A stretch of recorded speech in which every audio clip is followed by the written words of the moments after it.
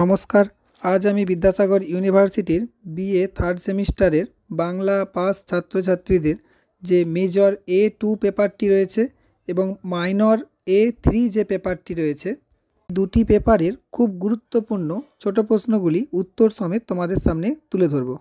যেহেতু পাসের major A2 বাংলার সিলেবাস এবং মাইনর 3 বাংলার সিলেবাস সেম, তাই দুটি পেপারেরই একটাই শর্ট প্রশ্নর লিস্ট দিচ্ছি, সেটা তোমরা খুব ভালো করে পড়ে রাখবে, তাহলে উভয়ই তোমরা কমন পেয়ে যাবে।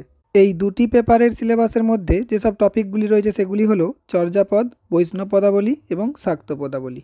এইবার দেখো এখান থেকে কি কি পড়তে হবে। একেতে রেখেছি চর্যাপদ কবে রচিত হয়, উত্তর কী হবে? আনুমানিক দশম থেকে দ্বাদশ, মতান্তরে অষ্টম থেকে দ্বাদশ শতাব্দীর মধ্যবর্তী পর্বে চর্যাপদ রচিত হয়েছে। দুইয়েতে রেখেছি কোন যুগে চর্যাপদ রচিত হয়েছে, উত্তর কী হবে? না, হিন্দু রাজত্বকালের শেষ পর্বে পাল এবং সেন রাজবংশের আমলে চর্যাপদগুলি রচিত হয়েছে। তিনেতে রেখেছি চর্যাপদ কে, কবে, কোথা থেকে আবিষ্কার করেন, উত্তর কী হবে? 1907 খ্রিস্টাব্দে পণ্ডিত হরপ্রসাদ শাস্ত্রী নেপালের রাজদরবার থেকে দোহাকোষ ও ডাকার্ণব নামক দুটি পুঁথির সঙ্গে চর্যাপদের পুঁথিটি আবিষ্কার করেন। চারেতে রেখেছি কে, কবে, কোথা থেকে, কী নামে চর্যাপদ প্রকাশ করেন, উত্তর কী হবে? না, 1916 খ্রিস্টাব্দে বঙ্গীয় সাহিত্য পরিষদ থেকে হরপ্রসাদ শাস্ত্রী মহাশয়ের সম্পাদনায় 1000 বছরের পুরাণ বাঙ্গালা ভাষায় বৌদ্ধ গান ও দোহা নামে চর্যাপদের পুঁথিটি প্রকাশিত হয়।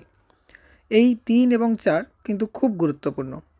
5এতে রেখেছি চর্যায় মোট কতগুলি পদ রয়েছে, উত্তর হবে শাস্ত্রী মহাশয় সম্পাদিত চর্যাপদের পুঁথিতে 46.5টি পদ প্রকাশিত হলেও অনেকে মনে করেন পুঁথিটিতে মোট 50টি, মতান্তরে 51টি পদ ছিল। পুঁথির শেষ অংশ খণ্ডিত হওয়ায় 3.5টি পদ নষ্ট হয়েছে বলে মনে করা হয়। 6এতে রেখেছি চর্যাপদের বিষয়বস্তু কী, উত্তর হবে বৌদ্ধ সহজিয়া সাধনতত্ত্বের দুরূহ জটিল তত্ত্বকথা সমাজ জীবনের রূপকে চর্যাপদে প্রকাশিত হয়েছে। 7এতে রেখেছি চর্যাপদের প্রকৃত নাম কি, উত্তর হবে 1916 খ্রিস্টাব্দে হরপ্রসাদ শাস্ত্রীর সম্পাদনায় চর্যাপদের পুঁথিটি 1000 বছরের পুরাণ বাংলা ভাষায় বৌদ্ধ গান ও দোহা নামে প্রকাশিত হলেও গ্রন্থটির প্রকৃত নাম নিয়ে বিতর্কের অন্ত নেই। চর্যাপদের সংস্কৃত টিকায় আশ্চর্য চর্যাচয় নামটি পণ্ডিত বিধুশেখর শাস্ত্রীর দ্বারা সমর্থিত। ডক্টর প্রবোধচন্দ্র বাগচির মতে চর্যাপদের প্রকৃত নাম ছিল চর্যা গীতিকোষ। হরপ্রসাদ শাস্ত্রী চর্যাচর্য বিনশ্চয় নামের পক্ষপাতী হলেও পুঁথিটি চর্যাপদ নামেই সমধিক পরিচিত। 8এতে রেখেছি চর্যাপদের প্রথম পদ কোনটি, উত্তর হবে কা তরুবর পঞ্চবী ডাল। 9এতে রেখেছি চর্যাপদে মোট কতজন পদকর্তার পদ আছে, উত্তর হবে 24 জন।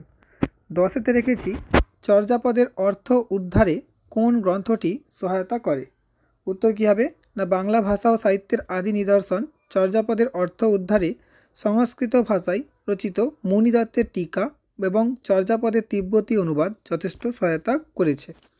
11তে রেখেছি চর্যাপদের আদি পদকর্তাকে তার একটি পদের নাম উল্লেখ করো, উত্তর হবে চর্যাপদের আদি পদকর্তা হলেন লুইপাদ, তার একটি পদ হল ধমন চমন বেনি পাণ্ডি বৈঠা।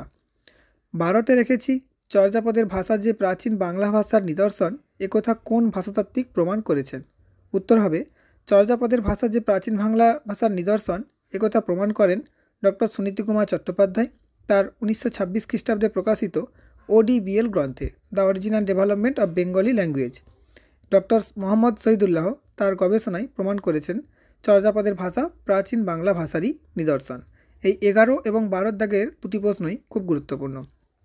13তে রেখেছি চর্যাপদে কোন পদকর্তার পদের সংখ্যা বেশি এবং কয়টি, উত্তর হবে কান্নপাদ, দ্বিতীয় উত্তরটি হবে 13টি। 14তে রেখেছি চর্যাপদের ভাষাকে সন্ধ্যা ভাষা বলা হয় কেন, এটা কিন্তু খুব গুরুত্বপূর্ণ প্রশ্ন, উত্তর হবে চর্যাপদ যেহেতু বাংলা ভাষার প্রথম নিদর্শন এবং রূপকের আশ্রয়ে বৌদ্ধ সহজিয়া সাধন পদ্ধতির প্রকাশ ঘটেছে আলোচ্য পদগুলিতে, তাই স্বাভাবিক কারণে এই ভাষায় যথেষ্ট দুর্বোধ্যতা রয়েছে। হরপ্রসাদ শাস্ত্রী চর্যাপদের ভাষার এই দুর্বোধ্যতার কথা স্মরণে রেখে এই ভাষাকে সন্ধ্যা ভাষা হিসাবে উল্লেখ করেছেন। তিনি মনে করেন সন্ধ্যা ভাষা হলো আলো আঁধারি ভাষা, অর্থাৎ কিছুটা বোঝা যায় এবং কিছুটা দুর্বোধ্য। আরেকটি মত তোমরা দিতে পারো, সেটি হচ্ছে ডক্টর বিধুশেখর শাস্ত্রী মনে করেন সন্ধ্যা সমান সমযুক্ত ধা, অর্থাৎ সম্যক অনুধাবনের দ্বারা এই ভাষা বুঝতে হয় বলে চর্যাপদের ভাষাকে সন্ধ্যা ভাষা বলা হয়। আরেকটি যে মানভূম এবং সিংহভূমের ভাষা অর্থে, এটা কিন্তু গ্রাহ্য নয়, আমার মতে এটা তোমরা এড়িয়ে যাবে। আচ্ছা, 15 দাগে রেখেছি, আধুনিককালে কার আবিষ্কার চর্যা গবেষণার নতুন দিগন্ত উন্মোচিত করেছে? উত্তর হবে ডক্টর শশীভূষণ দাশগুপ্ত। নেপাল ও তরাই অঞ্চল থেকে চর্যাপদের কিছু দৃষ্টান্ত সংগ্রহ করেছিলেন, যেগুলি কলকাতা বিশ্ববিদ্যালয় থেকে 1963 খ্রিস্টাব্দে চাচাগার নামে প্রকাশিত হয়েছে। ডক্টর দাশগুপ্তের এই প্রচেষ্টা চর্যা গবেষণায় নতুন দিগন্ত উন্মোচিত করেছে। 16 দাগে রেখেছি, চর্যাপদ কোন ছন্দে রচিত? উত্তর হবে পাদাকুলক ছন্দে রচিত। এই ছন্দের মাত্রা বন্ধন 4+4+4+4, মোট 4টে রয়েছে 16 মাত্রার। আচ্ছা, 17 দাগে রেখেছি, বাংলা সাহিত্যে চর্যাপদের গুরুত্ব কোথায়? খুব গুরুত্বপূর্ণ প্রশ্ন। উত্তর হচ্ছে বাংলা ভাষা ও সাহিত্যের আদি নিদর্শন চর্যাপদ। এছাড়া খ্রিস্টীয় 8ম থেকে দ্বাদশ শতাব্দীর মধ্যবর্তীকালের সমাজচিত্রের প্রতিচ্ছবি প্রকাশিত হয়েছে চর্যাপদেতে। আচ্ছা, 18তে রেখেছি, চর্যাপদ নিয়ে গবেষণা করছেন এমন দুজন অবাঙালি পণ্ডিতের নাম। উত্তর কী হবে? আধুনিক যুগের বৌদ্ধ ধর্মাবলম্বী পণ্ডিত রাহুল সংকীর্তায়ন এবং হিন্দি ভাষার পণ্ডিত ডক্টর জয়কান্ত মিশ্র চর্যাপদ নিয়ে গবেষণা করেছেন। 19 দাগে রেখেছি, চর্যাপদের তিব্বতী অনুবাদ কে করেন বা আবিষ্কার কে করে?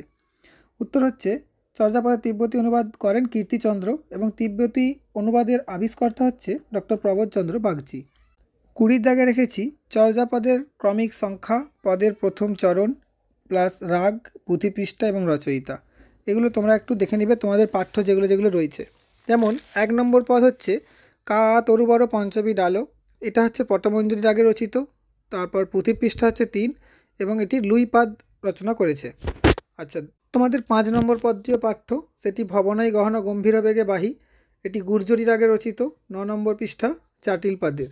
7 নম্বর পদটিও মেজর বাংলার ছাত্রছাত্রীদের রয়েছে, মাইনর বাংলার সম্ভবত নেই, একটু দেখে নেবে। তো এটি হলো আলিয়ে কালিয়ে বাট রুন্ধেলা, এটি পটমঞ্জরি রাগে রচিত, 12 নম্বর পৃষ্ঠা, কান্নপাদের। আচ্ছা, 8 নম্বর পদটি রয়েছে সোনে ভরিলি করুণা নাবি, দেবক্রী, 13 অথবা 14, আর সেটি কামলিপাদের।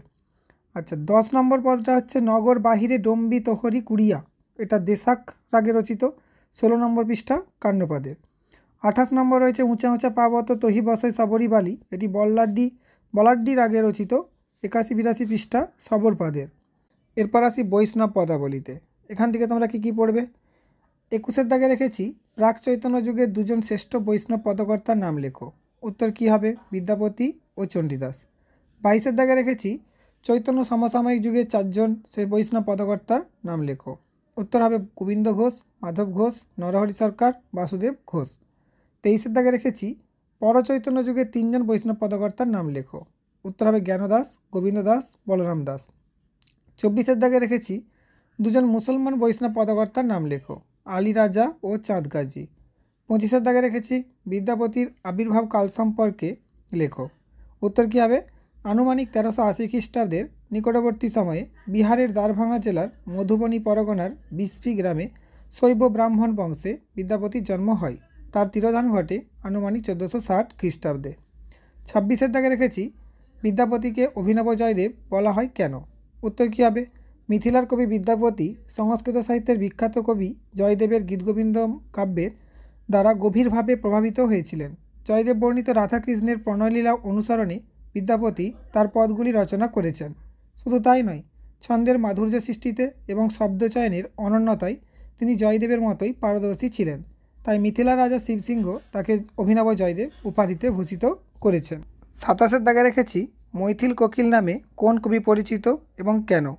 উত্তর হবে কবি বিদ্যাপতি বাংলা সাহিত্যের মৈথিল কোকিল নামে পরিচিত। কোকিল যেমন তার সুমিষ্ট কহুস্বরে চারিদিক পরিপূর্ণ করে, তেমনি বিদ্যাপতিও ব্রজবুলি ভাষায় পদ রচনা করে বাংলাদেশের আকাশ বাতাসকে পরিপূর্ণ করে তুলেছেন। তাই বাংলা সাহিত্যে বিদ্যাপতি মৈথিল কোকিল নামে পরিচিত। আচ্ছা, ব্রজবুলি কি? মৈথিল ও অবহট্টা ভাষার সংমিশ্রণে গঠিত এক প্রকার কৃত্রিম অথচ মধুর সাহিত্যিক ভাষাকে ব্রজবুলি বলে। বিদ্যাপতি ও তার ভাবশিষ্য গোবিন্দ দাস এই ভাষায় পদ রচনা করে শ্রেষ্ঠত্ব অর্জন করেছেন। 29 দাগে রেখেছি, বিদ্যাপতি কোন ধর্মের উপাসক ছিলেন? উত্তর হবে বিদ্যাপতি দীক্ষিত বৈষ্ণব ছিলেন না, তিনি ছিলেন পঞ্চ উপাসক। শৈব, সৌর, শাক্ত, গাণপত্য এবং বৈষ্ণব, এই 5 ধর্মের তিনি উপাসক ছিলেন। 30 দাগে রেখেছি, বিদ্যাপতি বাঙালি না হলেও বাংলা সাহিত্যে তার জনপ্রিয়তার কারণ কি আলোচনা করো। উত্তর হচ্ছে বিদ্যাপতি বাঙালি নন, এমনকি তিনি বাংলা ভাষায় একছত্র পদ রচনা করেননি, তবু বাঙালির হৃদয় সিংহাসনে তার সারস্বত প্রতিষ্ঠা ঘটেছে। আসলে বাঙালির প্রাণের ঠাকুর রাধা ও কৃষ্ণকে আশ্রয় করে বৈষ্ণব পদ রচনা করেছেন বলে তিনি বাঙালির প্রাণে চিরন্তন আসন লাভ করেছেন। এরপর আসি 31-এর দাগে। তার আগে বলে নিই, যারা যারা ভিডিওটি দেখছো তারা অবশ্যই চ্যানেলটি সাবস্ক্রাইব করে ভিডিওটি লাইক করে বন্ধুদের মধ্যে শেয়ার করে দিও এবং প্রয়োজনে টেলিগ্রাম চ্যানেলে তোমরা জয়েন হয়ে থাকতে পারো। পরীক্ষার সময় কিছু গুরুত্বপূর্ণ প্রশ্ন টেলিগ্রাম চ্যানেলে অবশ্যই শেয়ার করে দেওয়া হবে। এরপর দেখো 31-এর দাগে কি রাখা হয়েছে। 31-এর দাগে রেখেছি বৈষ্ণব পদাবলী কি। উত্তর কী হবে? ভগবান বিষ্ণু বা কৃষ্ণ এবং রাধার লীলা কাহিনী সম্পর্কিত ক্ষুদ্র ক্ষুদ্র কবিতা বৈষ্ণব পদাবলী নামে পরিচিত। 32-এর দাগে রেখেছি বিদ্যাপতি তার জন্ম পরিচয় সম্পর্কে যে শ্লোক উল্লেখ করেছেন তার পরিচয় দাও। উত্তর কী হবে? না, জনম দাতা মোর গণপতি ঠাকুর মৈথিল করুবাস পঞ্চগৌড়াধীপ শিবসিংহ ভূপ কৃপা করিলেও নিজ পাস। 33-এর দাগে রেখেছি বিদ্যাপতি রচিত গ্রন্থগুলির পরিচয় দাও। উত্তর হবে ভূপরিক্রমা 1400 সালে রচিত, পুরুষ পরীক্ষা 1410, কীর্তি পতাকা 1410, কীর্তিলতা 1410, লিখনাবলী 1418, শৈব সর্বস্ব সার 1430, দান বাক্যাবলী 1440, গঙ্গা বাক্যাবলী 1440, দুর্গাভক্তি তরঙ্গিনী 1460। 34-এর দাগে রেখেছি বিদ্যাপতির পদগুলি প্রথম কে সংগ্রহ করেন। উত্তর হবে বিদ্যাপতির পদগুলি প্রথমে স্যার জর্জ গ্রিয়ারসন সংগ্রহ করেন। 35-এর দাগে রেখেছি বিদ্যাপতির কোন গ্রন্থে তুর্কি শাসন ব্যবস্থা নিদর্শন আছে। উত্তর হবে বিদ্যাপতির কীর্তিলতা গ্রন্থে তুর্কি শাসন ব্যবস্থার নিদর্শন আছে। 36-এর দাগে রেখেছি মধ্যযুগের কবি সার্বভৌম কাকে বলা হয়। উত্তর হবে বিদ্যাপতিকে মধ্যযুগের কবি সার্বভৌম বলা হয়।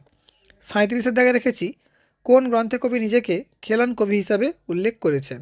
উত্তর কী হবে? না, কীর্তিলতা গ্রন্থে। 39-এর দাগে রেখেছি কোন পর্যায়ে বিদ্যাপতি শ্রেষ্ঠত্ব অর্জন করেছেন। এই পর্যায়ের একটি পদের নাম লেখো। উত্তর হবে মাথুর পর্যায়ে। এই পর্যায়ে একটি পদ হলো হে সখী হামারি দুঃখেরও নাহি ওর, এ ভরা বাদরও মহাভাদরও শূন্য মন্দিরও মোর। 40-এর দাগে রেখেছি বিদ্যাপতি রচিত পূর্বরাগ পর্যায়ের একটি পদের নাম লেখো। উত্তর হচ্ছে সখী কি পুছসি অনুভব ময়। প্রথম পার্টের এই 40টি প্রশ্ন তোমরা একটু ভালো করে পড়ো এবং দ্বিতীয় পার্টটিতে আমি আরও 25-30টি প্রশ্ন নিয়ে আসব যদি তোমাদের ভালো রেসপন্স পাই। আর সেই 25-30টি প্রশ্ন উত্তর সমেত পাওয়ার জন্য তোমরা অবশ্যই চ্যানেলটি সাবস্ক্রাইব করে বেল আইকনটি ক্লিক করে রাখতে পারো, যাতে খুব তাড়াতাড়ি নোটিফিকেশান পেয়ে যাও। ধন্যবাদ।